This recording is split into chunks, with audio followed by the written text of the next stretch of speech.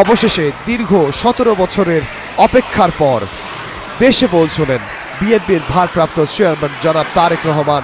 দেশের মাটিতে, ঢাকার মাটিতে তিনি পা রাখলেন। এই মুহূর্তে তিনি ঢাকার মাটিতে পা রাখলেন। আমরা সরাসরি যেটি দেখছি, বিএনপির ভারপ্রাপ্ত চেয়ারম্যান জনাব তারেক রহমান, তার পাশে রয়েছেন, তাকে স্বাগত জানাচ্ছেন বিএনপির বিএনপি মহাসচিব মির্জা ফখরুল ইসলাম আলমগীর। বিএনপির ভারপ্রাপ্ত চেয়ারম্যানকে স্বাগত জানালেন বিএনপির স্থায়ী কমিটির সদস্য মির্জা আব্বাস।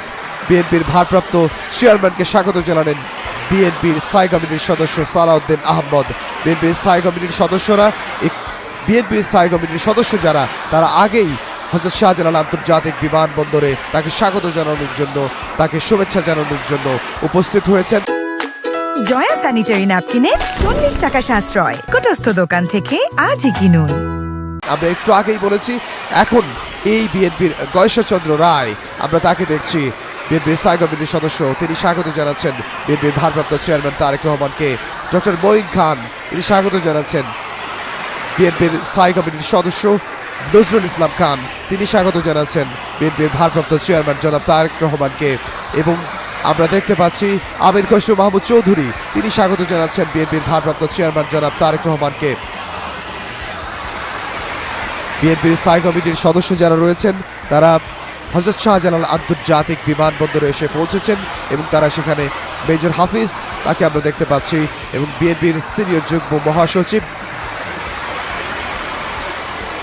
রুহুল কবির রিজভী, তিনি স্বাগত জানাচ্ছেন। আমরা দেখেছি যারা রাজপথে ছিলেন, রাজপথের নেতৃবৃন্দ, বিএনপির স্থায়ী কমিটির সদস্য, তাদেরকে আমরা দেখতে পাচ্ছি। বিএনপির ভারপ্রাপ্ত চেয়ারম্যান জনাব তারেক রহমান তাকে স্বাগত জানাচ্ছে, তার সঙ্গে করমর্দন করছেন, এবং বিএনপির ভারপ্রাপ্ত চেয়ারম্যান জনাব তারেক রহমান তিনি এসে পৌঁছেছেন এবং একটু পরেই তিনি বিএনপির স্থায়ী কমিটির সদস্যদের নিয়ে তিনি পৌঁছবেন যেখানে লাখো জনতা অপেক্ষা করছেন বিএনপির ভারপ্রাপ্ত চেয়ারম্যান জনাব তারেক রহমান তার জন্য, তাকে এক নজর দেখার জন্য সেখানে অপেক্ষা করছেন। আমরা এখন সরাসরি দেখতে পাচ্ছি যে চিত্রটি,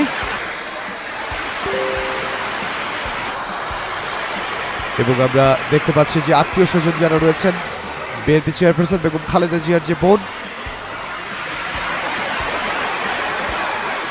ব্রিগেডিয়ার জেনারেল শামস, যিনি নিরাপত্তার দায়িত্বে আছেন এবং তিনি প্রধান হিসেবে দায়িত্ব পালন করছেন।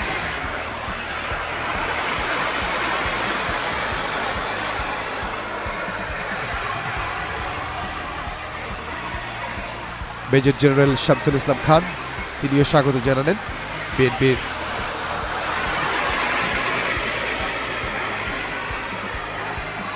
বিএনপির যারা নীতি নির্ধারণী দায়িত্বে যারা রয়েছেন, তারা স্বাগত জানালেন বিএনপির ভারপ্রাপ্ত চেয়ারম্যান জনাব তারেক রহমানকে। বিএনপি মহাসচিব মির্জা ফখরুল ইসলাম আলমগীরকে আমরা দেখেছি, বিএনপির স্থায়ী কমিটির সদস্য নজরুল ইসলাম খান, সালাউদ্দিন আহমদ,